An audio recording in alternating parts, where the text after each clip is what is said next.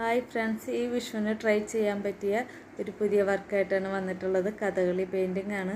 ഇപ്പോൾ വിഷുവിനൊക്കെ ഓണക്കോടി എടുത്തു കഴിഞ്ഞാൽ പ്ലെയിൻ ഷർട്ടിലോ അല്ലെങ്കിൽ സെറ്റ് മുണ്ട്, സെറ്റ് സാരി അങ്ങനെയുള്ള ഡ്രസ്സിലൊക്കെ ചെയ്ത് നോക്കാൻ പറ്റിയ ഒരു അടിപൊളി ഐഡിയ ആണിത്. എല്ലാവരും ചെയ്ത് നോക്കണം. അപ്പോൾ അതിനായിട്ട് ഞാനൊരു കോട്ടൻ്റെ ഫാബ്രിക് എടുത്തിട്ടുണ്ട്. അതിൽ കഥകളിയുടെ പിക്ചർ വരച്ച് വെച്ചിട്ടുണ്ട്. ഇത് വരച്ചെടുക്കുകയോ അല്ലെങ്കിൽ വരയ്ക്കാൻ അറിയാത്തവർക്ക് നമുക്ക് ഈ പിക്ചർ ട്രേസ് ചെയ്തെടുക്കാവുന്നതാണ്. അങ്ങനെ ഒരു പീസിൽ അല്ലെങ്കിൽ ഡയറക്റ്റ് നമുക്ക് ഡ്രസ്സിൽ ചെയ്യാം. ഞാനിത് ചെറിയൊരു ഫാബ്രിക് പീസിലാണ് ചെയ്യുന്നത്. ഇതിന് ശേഷം നമുക്ക് എവിടേക്കാണോ വേണ്ടത് അപ്പോൾ ആ ഡ്രസ്സിൽ ഇത് പേസ്റ്റ് ചെയ്ത് വെക്കാം. അപ്പോൾ അതിനായി കഥകളിയുടെ ഇത് വരച്ചിട്ടുണ്ട്. ഗ്രീൻ കളറാണ് ഫേസിനൊക്കെ കൊടുക്കുക. അപ്പോൾ പെയിൻറ്റ് ചെയ്യുമ്പോൾ നമ്മൾ സെയിം കളർ എവിടേക്കാണ് യൂസ് ചെയ്യുന്നത് അവിടേക്ക് ആദ്യം അത് പെയിൻറ്റ് ചെയ്യണം. പിന്നെ ഓറഞ്ച്, റെഡ് ഈ കളർ കോമ്പിനേഷനാണ് ഇതിൽ കൂടുതൽ യൂസ് ചെയ്തിട്ടുള്ളത്. റെഡ് കുറച്ചാണ്. Dark orange, yellow, light orange അങ്ങനെ ഈ 3 കളറാണ് ഇതിൽ ഏറ്റവും കൂടുതൽ. പിന്നെ ഗ്രീൻ.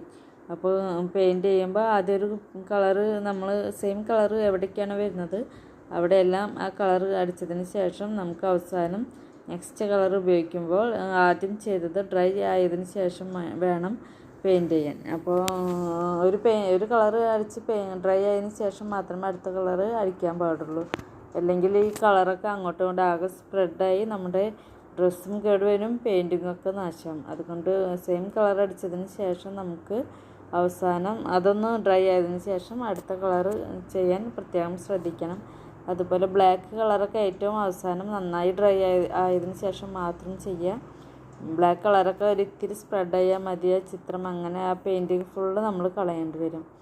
അതുപോലെ കണ്ണൊക്കെ വരയ്ക്കുമ്പോൾ കറക്റ്റായി വരയ്ക്കണം. കണ്ണൊക്കെ പെർഫെക്റ്റ് ആയാൽ തന്നെ നമ്മുടെ പിക്ചർ ഒരു 90% നന്നായിരിക്കും. ഇത് പെയിൻറ്റ് ചെയ്യാൻ നമുക്ക് അത്ര വലിയ ഡ്രോയിങ് ഒന്നും അറിയേണ്ട ആവശ്യമില്ല.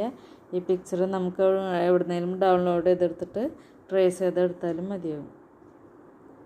ലിപ്പൊക്കെ കണ്ടില്ല, ഇതുപോലെ ശ്രദ്ധിച്ച് വേണം വരയ്ക്കാൻ. ആ റെഡ് കളർ ഉണങ്ങിയതിന് ശേഷമാണ് ഞാൻ ബ്ലാക്ക് കളർ കൊണ്ട് വരച്ച് കൊടുക്കുന്നത്. അതുപോലെ കണ്ണൊക്കെ ഒന്ന് ഷാർപ്പായി തോന്നിക്കാൻ വേണ്ടിയിട്ട് ഡാർക്ക് ഓറഞ്ച് ഇങ്ങനെ കണ്ണിൻ്റെ ഉള്ളിൽ ഐലൈനർ എഴുതുന്ന പോലെയൊക്കെ എഴുതി കൊടുക്കുന്നുണ്ട്. അപ്പം അതൊക്കെ ശ്രദ്ധിച്ചിട്ട് വേണം വരയ്ക്കാൻ. കളർ അങ്ങോട്ടോ ഇങ്ങോട്ടോ പോയാൽ അതിൻ്റെ പെർഫെക്ഷൻ പോവും. നമ്മൾ കണ്ണാണ് ഏറ്റവും കൂടുതൽ ശ്രദ്ധിക്കേണ്ടത്.